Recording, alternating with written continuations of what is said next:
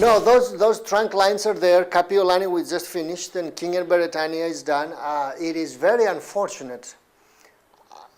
From that time, we didn't have the intelligence that engineering has now.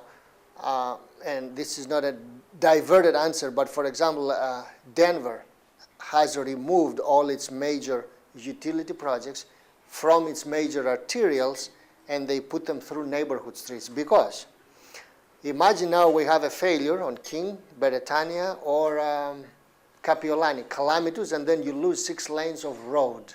They don't want to do anymore, because every time, every 10 years or every 40 years that you need to do a repair or replacement, your primary arterial goes to pots, down to 2 lanes. So they go into, you know, smaller streets on the side, like Young Street would be a perfect street for a utility corridor. It doesn't affect the neighborhood really, because it's all underground, so there is no public health problem. So bottom line, if we were, as we are redoing it, another priority would be to channel these out of the main arterials.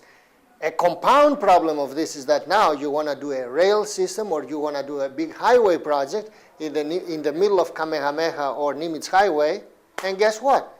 20% of your expense is utility relocation, because you cannot put any foundations anywhere. It's all puka puka puka with utility lines.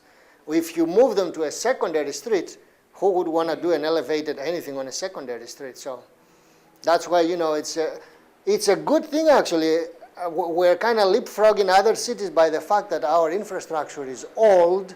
We need to replace it, then let's make the right thing and replace it and channel it into quieter streets. Unfortunately, we didn't do that with Kapiolani. We did a major water and sewer project there, and you know, it's good to go for 20, 30 years.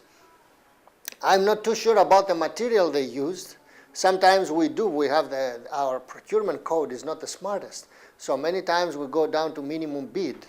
And guess what? Sometimes you have to buy, you know, very cheap by the linear foot steel pipe instead of some synthetic one that in a corrosive environment could live for 50, 60 years. You buy steel, 30 years, you're repeating the problem.